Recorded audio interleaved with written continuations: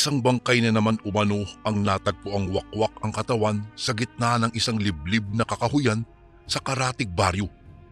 Katulad ng mga nakaraang naiulat na patay, nawawala rin ang mga lamang loob nito. Maaaring isipin ng iba na marahil pinagdiskitahan ito lamang ng mga mababangis na mga hayop sa kagubatan. Ngunit para sa karamihan, ang nasa likod nito ay aswang. Bago po ang lahat, tawagin niyo na lang po ako sa pangalang Leroy. Matagal na panahon na mula noong umugong ang mga bali-balitang mga naglilipa ng mga aswang dito sa isang partikular na lugar sa bayan ng Aklan. Taong 1996 at noong mga panahong iyon, 10 taong gulang pa lamang po ako, Kuya Bari. Sa kasagsagan kasi ng takip silim, babalutin ng malalakas na mga alulong ng aso ang baryong ito sa hindi malamang dahilan. Isang senyales umano ito na may aswang sa paligid sapagkat malakas daw ang pang-amoy ng mga aso sa ganitong uri ng nilalang. Dumagdag pa ang sunod-sunod na pagkawala ng ilang tao roon na natagpo ang wakwak ang sa may parting dibdib at yan at may ilang kalmot pa sa liig. Hindi matugis-tugis ang tao o kung anumang uri ng nilalang na siyang may kagagawan ng mga krimeng ito. Kaya't minabuti ng lahat na mag-ingat sa tuwing sasapit ang dilim at noong mga panahong ding iyon ay umaasa ang lahat sa mga antingerong mayroong kakayahang pumugsa ng mga aswang. Hindi na ba talaga magbabago ang iyong desisyon, Ingo? Itatapon mo lamang ba talaga ng basta-basta ang regalong bigay sa iyo ng may kapal na naglalayong tulungan ang sangkatauhan? Dinig kong tanong ni Tatang Berting sa lolo ko na si Lolo Ingo habang ang mga mata ko'y nakasilip lang sa pintuan at palihim na nakikiusyoso sa kanilang pag-uusap sa balkonahe. Kuya Bari, parehong kilalang mga antingero sa aming baryo sina Lolo Ingo at si Tatang Berting. Sila rin ang nilalapitan ng mga tao kung usapang panggagamot lang din naman. Ngunit nang mamatay si Lola Edna, ang asawa ni Lolo Ingo, ay tinalikuran ni Lolo ang kanyang kakayahan. Hindi ko rin lubos na maunawaan noong una ang dahilan ni Lolo sa kanyang naging pasya. Binabalik lamang ng mapapait na alaala ang pighati sa aking puso sa tuwing sinusubukan ko, Berting. Naway maunawaan mo ang pinanggagalingan ko. Tugon ng Lolo Ingo. Gumuhit naman ang pagkalumbay sa mukha ni Tatang Berting dahil sa litanyang iyon ni Lolo Ingo. Porsigido kasi talaga itong kumbinsihin ang lolo kong balikan ang pagiging isang antingero, lalo pat muling naglipa na ang mga aswang. Ganoon na lamang kasi si Tatang Berting kung panghawakan ang prinsipyo. Kung ganon, wala na akong magagawa. Ginawa ko na ang aking lubos na makakaya upang makumbinsi ka. Ipagdarasal ko pa rin ang paghilom ng sugat ng iyong puso na dinulot ng pagkawala ni Edna. Kasabay ng pagwika ni Tata Berting ay ang pagtapik niya sa balikat ni Lolo Ingo bilang simbolo ng kanyang pakikiramay. Ginantihan naman siya ng ngiti ni Lolo Ingo at pagkatapos ng ilang minutong muling pag-uusap, nagpaalam na si Tatang Berting. Dinig na dinig ko, Kuya Bari, ang mabigat na pagbuntong hininga ni Lolo Ingo. Nababakas ko pa rin ang lungkot sa kanyang mga mata dahil sa pagkasawi ni Lola Edna kahit pa 1 taon na rin noon nang ito'y yumao. Ang sabi pa nga niya, kung hindi lamang para sa akin, kinitilan na rin niya sana ang sarili niyang buhay. Kung sakali mang kasing mawala ang lolo ko, hindi ko na alam kung saan ako pupulutin dahil siya at si Lola Edna lang naman ang kinalakihan kong kamag-anak. Yung sarili kong mga magulang, tila ba kinalimutan na ang responsibilidad nila sa akin. Niwala na nga akong balita tungkol sa mga kalagayan nila. Ako mismo ay humiling na sana'y magbalik loob na sa dating larangan si Lolo Ingo. Nasisihan kasi ako sa tuwing pinanonood ko siyang manggamot at noon pa man, pangarap ko ng sumunod sa kanyang mga yapak. Oh, kanina ka ba bariyan, apo? Napabalikwas ako nang bumaling si Lolo sa aking kinatatayuan at nasaksihan ang mga mata kong nakasilip sa may pintuan. Tahimik at dahan-dahan akong naglakad papalapit sa kanya habang nakayuko ang aking ulo. Lolo, hindi ka na ba talaga babalik sa pagiging antingero? Nakasimangot kong tanong at tiningala ito. Napayuko si Lolo Ingo upang pumantay ang aming mga mukha at saka hinawakan ako sa aking magkabilang balikat. Nakangiti ito at humingi ng paumanhin. Hindi niya na raw kasi magagawang sumang-ayon sa hinihinging pabor namin ni Tatang Berting. Ang sabi niya, magmula noong nabigo siyang iligtas si Lola Edna mula sa bingit ng kamatayan, kinamuhian niya ang kanyang sarili at ang kanyang kakayahan. Sinisisi pa rin pala ni Lolo Ingo ang kanyang sarili sa pagkamatay ng asawa, gayong hindi naman niya kasalanan ang lahat.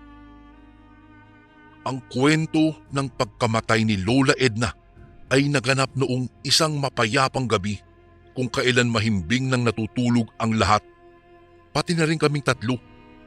Hindi namin iniinda ang lamig sa papag kung saan kami nakahilata. Sinasapinan lamang namin ang sahig ng isang banig upang hindi gaanong tablan ng lamig ang aming mga likod. Nasa pagitan ako nina Lolo Ingo at Lola Edna. Bukod sa magkahalo nilang mga hilik, ang naririnig ko na lamang ay mga huni ng kuliglig sa gabi at ang tunog ng pag-ihip ng hangin sa labas na tumatangay sa maninipis na mga sanga ng puno ng bayabas. Ang aming munting bahay, Kuya Bari, ay yari lamang sa kawayan at ang bubong naman ay kinakalawang yero at hindi na mabilang sa daliri ang butas, kaya kahit walang bumbilya sa loob ng aming silid, umaapaw pa rin ang liwanag sa dilim sapagkat tumatagos po ang sinag ng buwan sa mga siwang ng bahay. Hanggang sa napamulat ako ng aking mga mata nang umalingaw-ngaw ang kakaibang ingay na nagmumula sa aming bubungan na animoy taong naglalakad. Hindi na ako nag-abala pang gisingin sina Lolo Ingo at Lola Edna sapagkat pansin kong masarap na ang kanilang mga tulog. Siguro'y ligaw na pusa lang ito. Pagpapalubag ko sa aking sarili. Ilang sandali pa'y naglaho ang ingay sa may bubungan kaya't nakahinga ako ng maluwag. Lumipas ang ilang minuto'y bumalik sa katahimikan ang kawalan. Akma ko na sanang ipipikit muli ang aking mga mata upang ipagpatuloy ang masarap kong tulog nang pumukaw sa aking atensyon ang isang nilalang na walang ano-ano'y pumasok mula sa bintana naming tinatakpan lamang ng kurtina. Kasing laki lamang ito ng isang normal na tao, ngunit ang hugis ng katawan nito'y kakaiba na parang sa isang mabangis na lobo.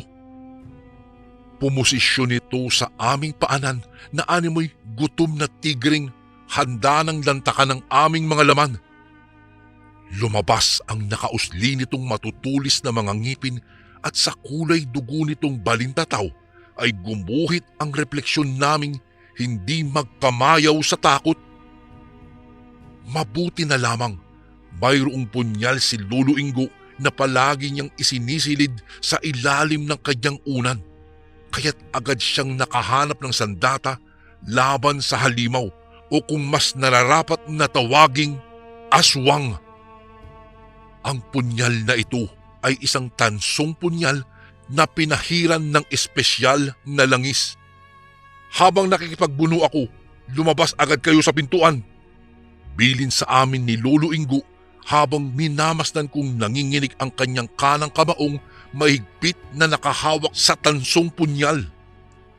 Nag-alala naman ako para kay Lolo Ingo nung una.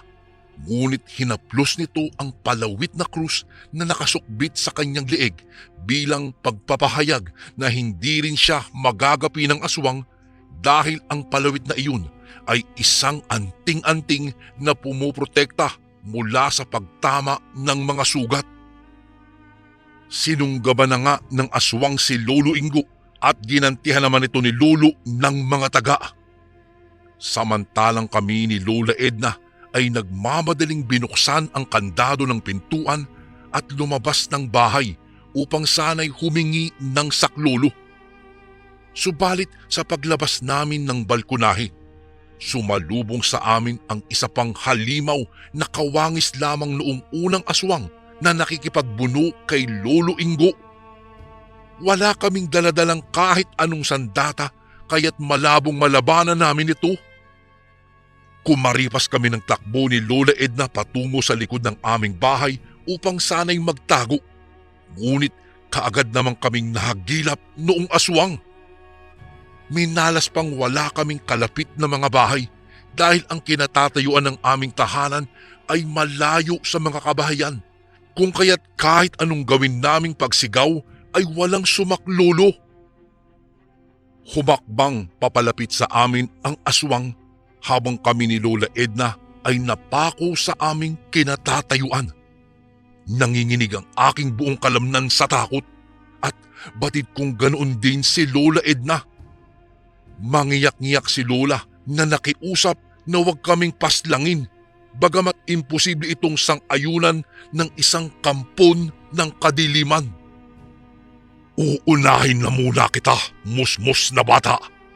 Ngumisi sa akin ang aswang kasabay ng paghaplos nito sa aking pisngi gamit ang kanyang mga daliring may matatalas na mga kuko. Katulad ng tipikal na mga bata, hindi ko napigilan ang humagulgol sa takot. Si Lolo naman ay nakikipagbuno pa rin sa loob ng aming bahay laban sa kasama ng aswang na nasa harapan namin ni Lola Edna. Si Lola Edna ay nakakita ng malaking bato kung tatantyahin ay kasinlaki ng 4 na pinagsama-samang mga kamao at ipinukpok ito sa ulo ng aswang. Hindi kaagad nakailag ang aswang dahil hindi ito handa sa ginawang iyon ni Lola Edna.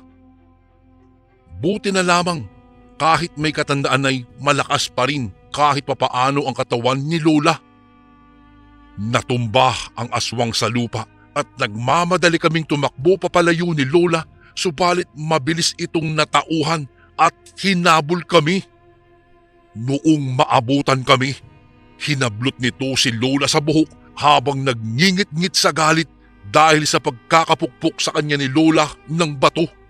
Sinenyasan naman ako ni Lola na tuluyan ng tumakas habang nakatuon sa kanya ang atensyon ng nilalang. Naguguluhan ako sa aking gagawin sapagkat hindi ko kayang pabayaan si Lola Edna. Hanggang sa tahasang ginilitan ng aswang si Lola Edna sa leeg gamit ang matatalas nitong mga kuko. Nanlaki ang aking mga mata sa aking nasaksihan. Binalot ng mga daing ni Lola Edna ang makulimlim na paligid. Kumaripas din ako ng takbo habang humahagulgol. Nagtago ako sa isang malaking palumpong ng mga damo. Maya-maya'y nakarinig ako ng yabag ng mga paa. Dinig na dinig ko ang bawat paglagundong ng aking dibdib dahil sa sobrang kaba. Hanggang sa isang malakas na sigaw ang aking narinig. Nang sumilip ako mula sa likod ng palumpong ng mga damo, nakita ko si Lolo Ingo na nakikipaglaban sa aswang na gumilit sa leeg ni Lola Edna.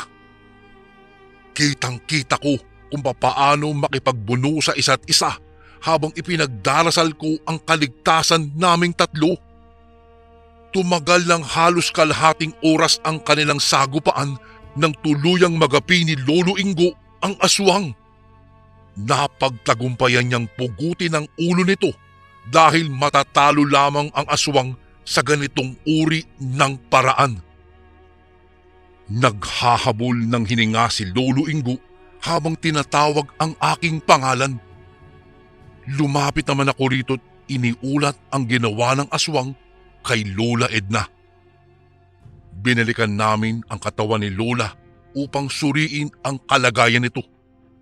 Ngunit tila ba pinagbagsakan kami ng langit at lupa nang tumambad sa aming mga mata ang walang buhay at wakwak nitong katawan. Sariwang-sariwa pa rin sa aking alaala ang mga pagtangis ni Lolo Ingo habang nakaluhod sa harap ng dugoang bangkay ni Lola Edna. Ako na may nakatayo sa isang sulok at hindi rin matigil sa paghagulgol. Nagtagumpay nga si Lolo Ingo sa paglaban sa dalawang aswang, ngunit hindi na maibabalik pa ang buhay ni Lola Edna. Hindi ko rin masisisi si Lolo Ingo sa pasya nitong bitawan ang biyayang karunungan. Subalit ang mga katulad niyang antingero ang siyang tanging inaasahan ng mga tao sa panahon ng paglaganap ng mga aswang. Tumuntong ako sa edad na 18, hindi pa rin naglalaho ang pamumuntirya ng mga aswang sa lugar. Kung saan-saang baryo ang may natatagbo ang wakwak na katawan. Maraming antingero ang sumubok na wakasan ang pananalasa ng mga nilalang na ito, ngunit dinanas lamang nila ang parehong sinapit ng mga dating biktima. Hindi mapupuksa ang paglaganap ng mga aswang hanggat hindi napapaslang ang pinakapinuno ng kanilang angkan. Sambit ni Lolo Ingo nang muling marinig ang balitang isang antingero na naman ang nabigong magtagumpay laban sa mga ito. Lolo, ngunit papaano naman po matutukoy ang sinasabing pinuno ng kanilang angkan? Puno ng kuryosidad kong tanong. Mayroon silang marka ng sungay sa katawan, madalas sa batok o sa kanang dibdib. Mahilig din silang magbalat kayo bilang isang tao at nagpapagala-gala sa mga matataong lugar upang makisalamuha na animoy mortal.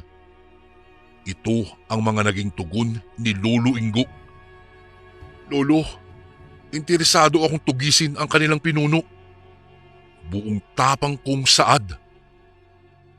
Napakunot ang noo ni Lolo Ingo. Hindi niya siguro inaasahan ang tinuran kong iyon. Ngunit sincero ako sa aking winika. Mahigpit akong binilina ni Lolo Ingo na huwag magpadalos-dalos dahil delikado umano ang papasukin ko kung sakali. Subalit nanindigan akong hindi ko siya bibiguin. Bago pa man bitiwan ni Lolo Ingo ang kanyang pasya ukol sa pagsalo ko ng kanyang angking karunungan, binulabog kami ng mulit-muling pagkatok mula sa pintuan kung kaya't naputol ang aming pag-uusap. Noong buksan ito ni Lolo Ingo, bumungad si Paeng, ang pamangkin ni Tatang Berting. Ginulantang kami nito ng isang balita tungkol sa kanyang tiyuhin. Natagpo ang umano ang kalunos-lunos na walang buhay na katawan ni Tatang Berting doon daw sa may sapa sa kalapit na baryo. Si Tatang Berting ang kahuli-hulihang antingero na inaasahan ng lahat. Ngayong nasawi na rin ito, sino na ang magpoprotekta sa sangkatauhan? Tumagal din ang pagsusumamo ko kay Lolo Ingo na ipamana sa akin ang kanyang dunong at karunungan sa pagpuksa ng mga aswang. Hindi rin lumaon ay sumang-ayon nito sa wakas.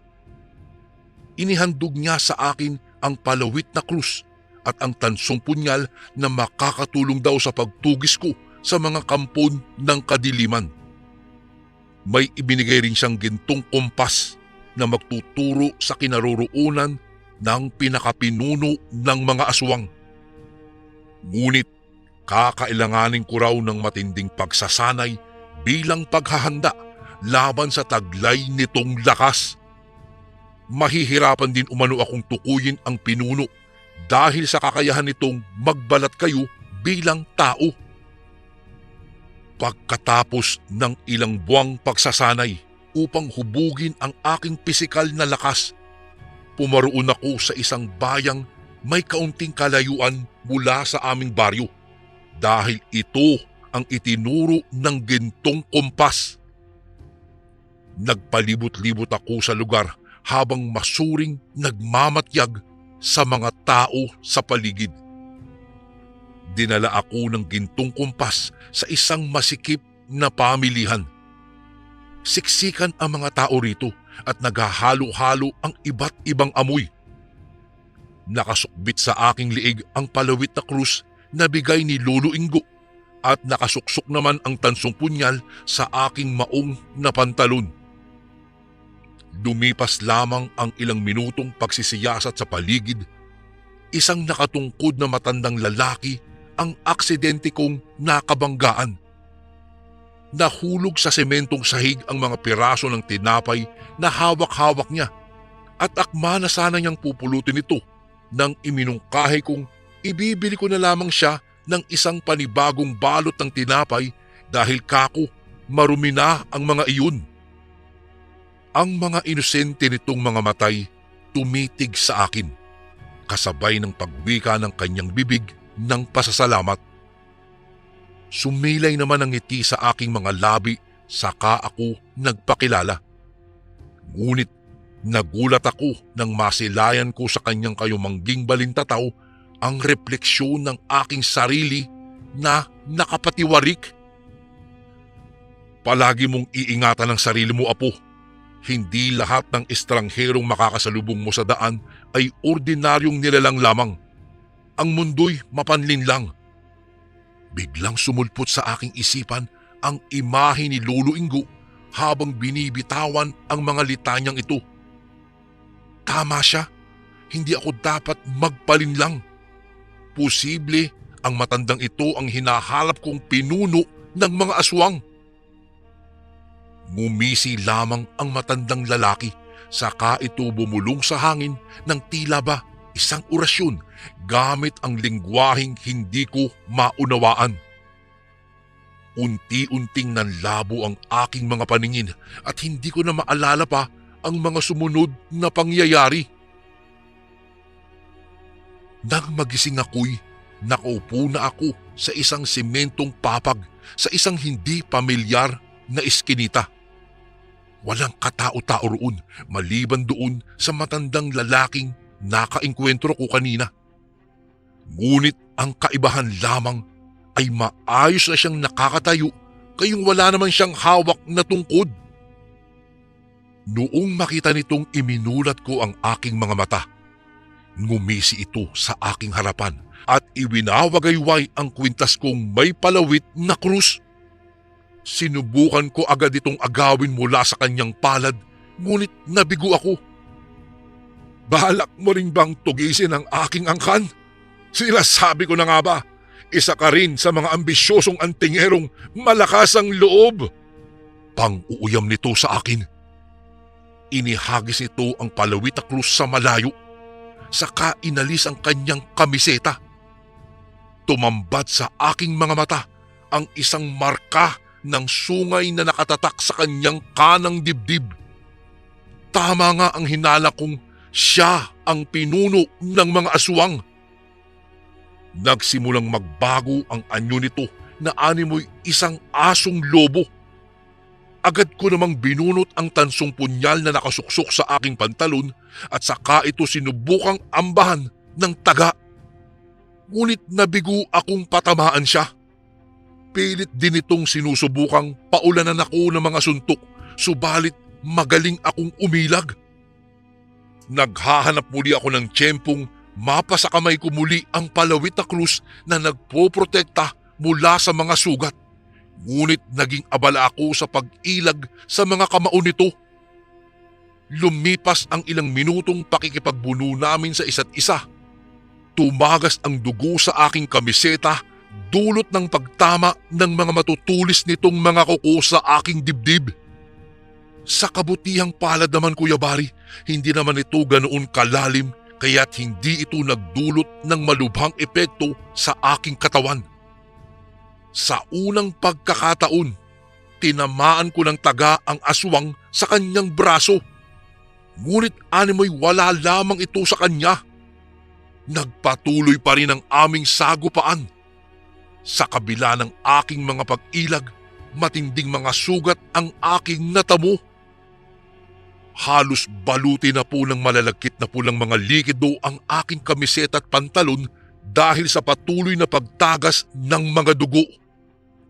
Habang tumatagal din ay hindi ko na magawa pang labanan ang aking panghihina, kung kaya't lalong hindi naging madali para sa akin ang gapiin ang pinuno ng mga aswang.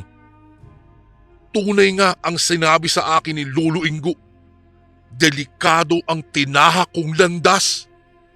Sa sobrang dami ng aking natamong sugat, humahangos na napahandusay na lamang ako sa sementong papag at hinayaang lumuwa ng sangkatutak na dugo ang aking bibig.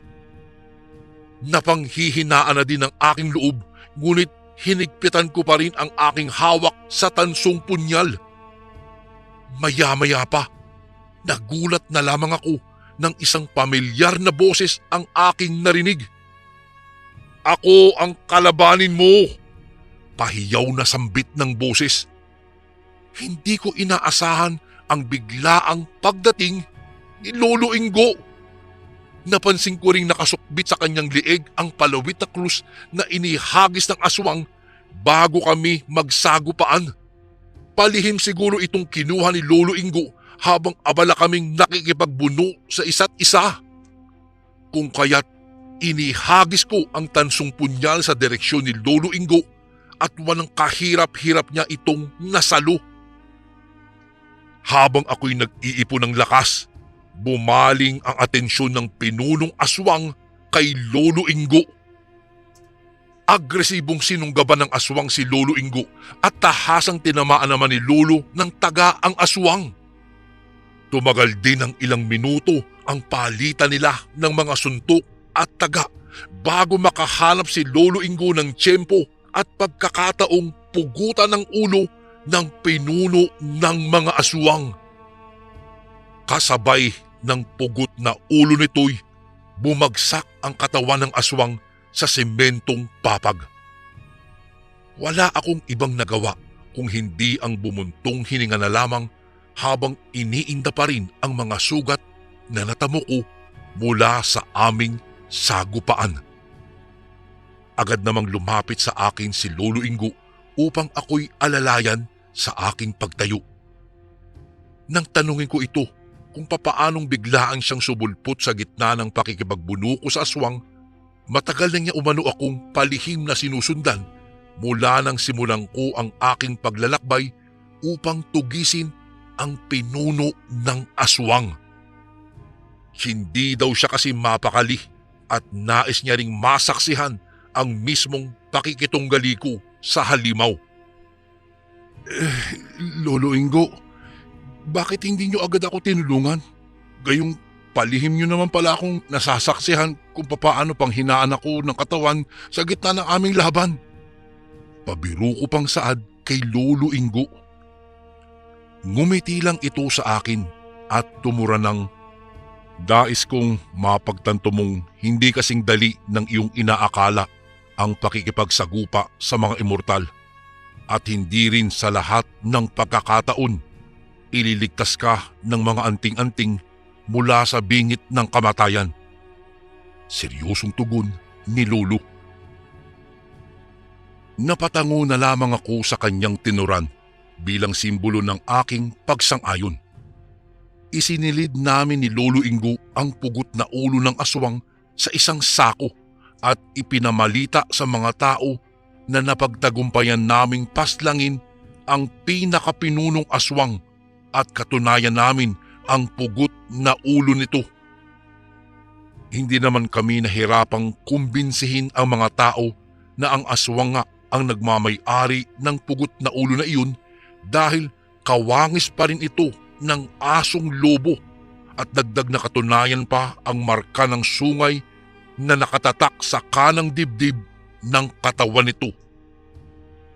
Mula nang magapi namin, Kuya Bari, ang pinakapinuno ng aswang, na tahimik na ang aming lugar. Mayroon kasing sabi-sabi na kapag ka daw namatay umano ang pinunong aswang, ang mga miyembro ng angkan nito'y kikitilan ang sarili nilang mga buhay bilang representasyon ng kanilang pakikipagsimpatya sa kanilang pinuno. Magmula rin noon, Kuya Bari, ako na ang pumalit kay Lolo Ingo sa larangan ng panggagamot. Nasisiyahan akong pagsilbihan ang sangkatauhan.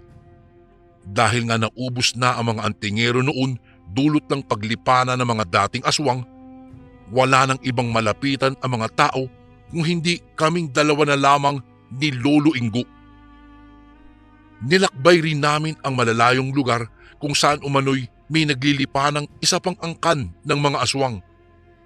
Binilinan ko si Lolo Ingo na ipaubaya na ito sa akin ang pagtugis sa kanila dahil matanda na rin ito't nagsisimula ng humina ang kanyang katawan.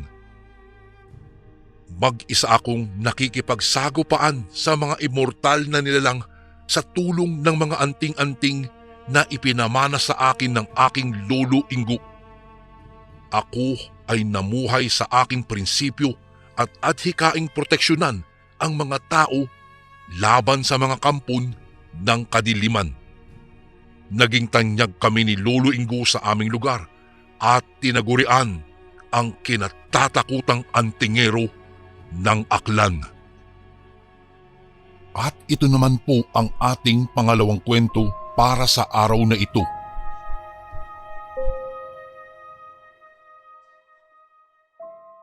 Isang mapagpalang araw sa inyo, Kuya Bari. Tawagin niyo na lamang po ako sa pangalang Rosita. Nakatira dito sa bayan ng Tacloban, Leyte. Edad 50 anyos. Palaging nakikinig ng kwento sa inyong channel ang aking anak na dalaga. Kung kaya ay nainganyo siyang ibahagi sa inyo ang aking karanasan tungkol sa isang kababalaghan. Bali, Kuya Bari, ako ang nagsulat ng kwentong itong hango sa tunay kong karanasan at ang anak ko lamang ang nagpadala sa inyo dahil hindi ko pa alam kung papaano ipadala sa inyo ang aking kwento. Ganito po ang nangyari. Hindi dito sa Tacloban kung saan ako nakatira nangyari ang karanasan kong ito, kung hindi sa isang lugar sa Siquijor kung saan ako isinilang. Matagal na panahon na ito nangyari at noong mga panahong iyon ay 15 anyos pa lamang po ako. Namatayan ang kapitbahay namin ng mga panahong iyon, kung kaya ay gabi-gabi kaming nakikiramay ng aking mga magulang. Dahil sa matalik na kaibigan ng aking ina, ang asawa ng namatay. Ikalima na ng gabi ng mga panahong iyon. Kasalukuyang nagbibigay ako ng mga kape at biskwit nang may naamoy akong amoy bulok na basura sa labas ng bahay. Kaya nagkagulo panandalian ang mga nakikiramay roon at nakiusyoso kung ano iyong mabahong amoy na nalalanghap nila. Baka naman may natapon lang na patay na daga dyan sa gilid ng kalsada. Rinig kong wika ng isa sa mga nagbabaraha sa gilid ng bahay. Ano ba naman yan? Ginawa na kasing tapunan ng ibang baryo itong gilid ng daanan natin eh. Kaya tuloy tayo ang nahihirapan sa kalilinis dito. Reklamo pa ng isang nagbabaraha.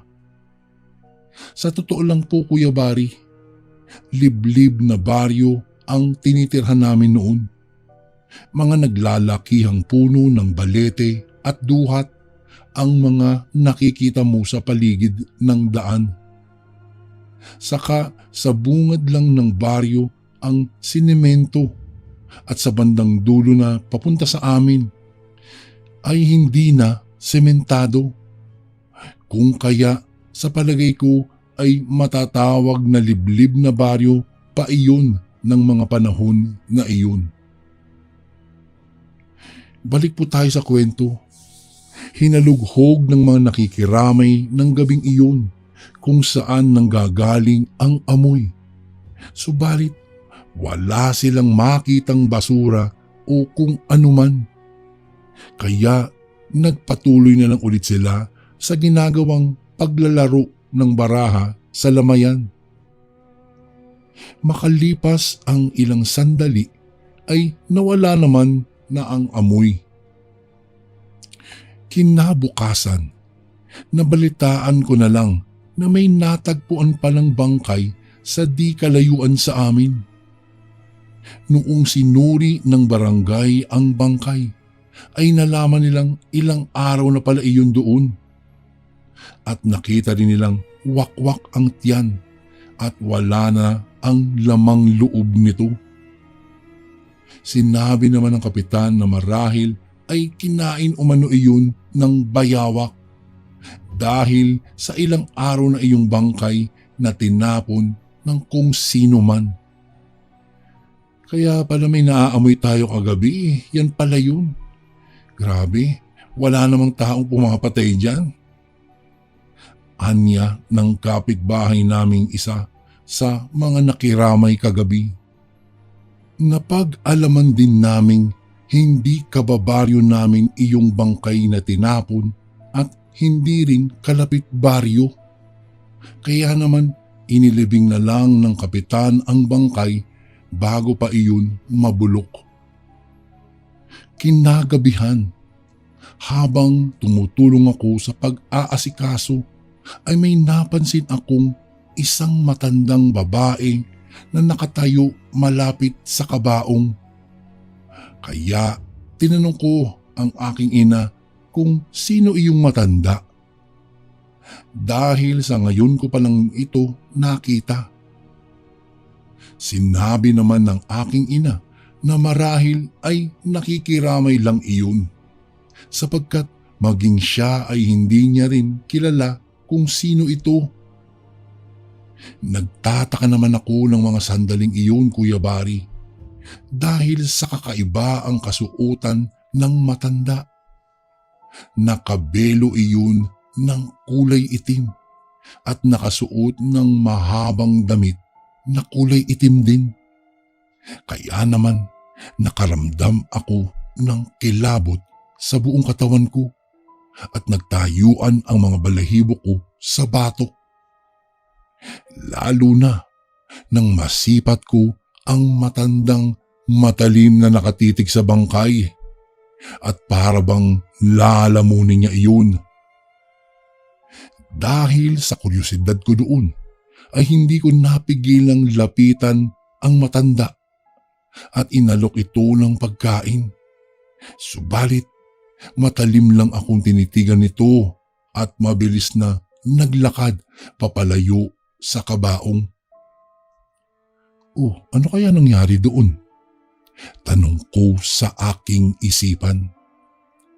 Para namang may sapak sa utak yung matanda. Inalok ko na nga ng pagkain, inagalit pa. Tapos lumalis. Pabulong ko pang wika habang naglakad na papasok sa loob ng bahay. Noong lingunin ko ang matanda kung saan iyon nagpunta, ay nagulat na lang ako nang bigla na lamang iyong nawala. Kaya sandali pa akong humarap sa labas ng bahay at hinanap ko siya. Asa na yun? Grabe naman, ang bilis namang mawala ng matandang iyon. Ano yun? Naglaho na lang na parang bula. Tanong ko pa sa aking isipan. Bago ko po ipagpatuloy ang kwentong ito ay may request sana ako sa iyo, kasundo. Isang pindot lang ito, kasundo, sa subscribe button namin. Malaking tulong po ito sa amin, kasundo, upang mapagpatuloy pa namin ang mas marami pang magagandang kwento. Salamat sa pag-subscribe mo, bagong kasundo.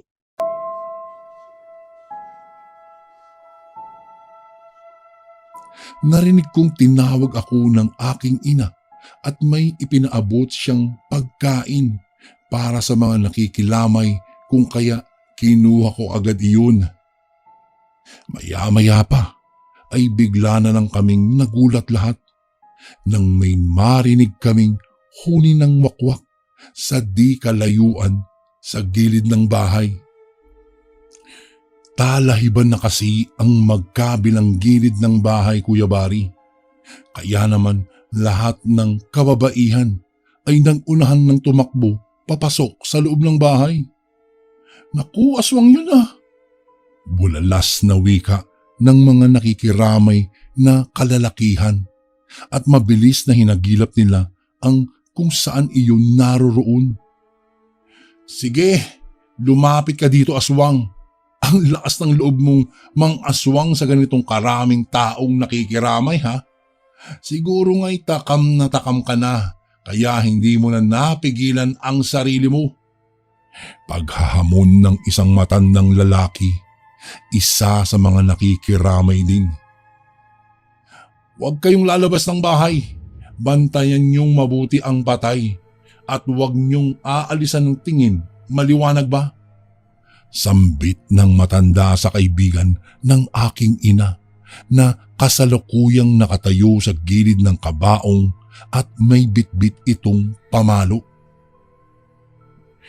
Pagkatapos ay mabilis na tumakbo ang matanda papunta sa gilid ng bahay nang may makita itong isang figura ng babaeng nagbabaga ang mata't naglalaway sa gilid ng bahay.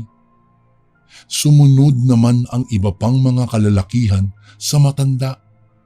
Samantalang ako ay tinawag ng aking ina at sinabi niyang huwag umano akong lumabas ng bahay. Makalipas lang ang ilang sandali ay bumalik na ang matanda at nagwika ito ng, "Lintik, nakatakas ang balbal." Ano po? Ano hong balbal? Anong balbal po ang sinasabi niyo, Itay Goryo? Tanong ng babae na katabi ko. Napag-alaman naming taga-ibang baryo ang mag-amang nakikiramay ng gabing iyon at isa iyong manggagamot, Kuya Bari. Sinabi naman ng matanda na ang balbal ay iyon ang uri ng aswang na kumakain ng mga bangkay. Inaabangan nitong ilibing ang bangkay o kaya'y papalitan nila ng katawan ng saging ang bangkay na nasa kabaong kapag nagkataon at walang nagbabantay sa patay. Agad namang naglagay ng pangontra ang matanda sa gilid ng kabaong at maging sa loob ng bahay. Nang sa ganoon ay wala nang makalapit na aswang sa kabaong. Habang nag-uusap at nakikiusyoso ang mga taong nakikiramay, ay bigla na lamang akong napatulala nang may nasipat akong matandang babae. Nakakubli iyon sa may puno ng niyog sa di kalayuan. Nang mga oras na iyon, Kuya Bari, ay talagang kinilabutan at nang hilakbot ako sa nakita kong hitsura ng babae. Dahil sa buhaghag ang buhok nitong animoy walis tambok. Pulang-pula ang mga matang nagbabaga sa dilim at matalim iyon na nakatingin sa gawi namin.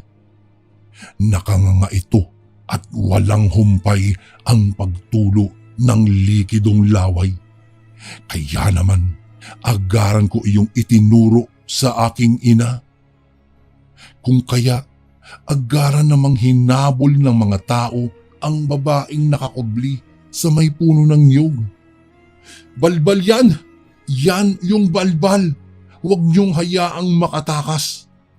Sigaw ng matanda at mabilis na inilabas ang buntot ng paging nasa maliit na bayong nitong bitbit. Nang maabutan ng matanda ang aswang, ay walang awang hinagupit iyon ng buntot ng pagi. Kung kaya sunod-sunod ang mga latay at talsik ng likidong kulay pula sa katawan ng aswang. Animal kang aswang ka. Ang lakas ng loob mong bumalik dito. Galit na wika ng matanda at malakas ng hinambalos ng matanda ang balbal. Patayin mo na yan, Manggoryo! Utos ng isang lalaki nang makitang nakaratay na ang balbal at pilit na gumagapang ito palayo. Subalit nakita kong hindi iyon sinunod ng matanda at hinayaan niya lang itong umalis. Kaya tinanong siya ng mga kalalakihang nagtataka kung bakit hindi tinuluyan ng matanda ang aswang. Sinabi naman ng matanda na hindi nila kailangang patayin iyon dahil sa oras na patayin nila ang aswang na iyon at magbalik ito ng anyong bilang isang tao, maaari silang makasuhan ng husgado at makulong. Mas maigi nang mamatay ang aswang pagdating sa kanilang bahay, nang sa ganoon ay hindi sila mapagbintangang kriminal. Sandali lang, Manggoryo. Hindi kita maintindihan eh. Ano ba talagang ibig niyong sabihin? Tanong ng lalaking naiirita na. Hindi mo ba nakikitang bugbog na ang aswang na iyon at tadtad na ng latay ng buntot ng pagi? Kaya bago pa man sikatan niya ng araw, yang aswang na yan, kinabukasan lang ay mawawala na iyon ng buhay. Dahil ang latay ng buntot ng pagi ay isa sa mga nakakamatay na panlaban sa aswang. Pagpapaliwanag ng matanda. Kinabukasan nga ay nabalitaan na lang naming may namatay na matandang babae sa kalapit na baryo. Ang sabi ng mga taga roon ay tadtad umano ng latay ang matanda. Kung kaya nakumpirma naming iyon nga ang aswang na nakasagupa ng matandang si Manggoryo. Isang aswang na nakilamay sa baryo ng Siquijor. Hanggang dito na lang po ang aking kwento, Kuya Bari. Maraming salamat po. Gumagalang, Rosita. And again, maraming salamat po mga kasundo. Don't forget to subscribe and i-click nyo lang po yung bell na button para updated po kayo sa mga upcoming videos namin na paparating.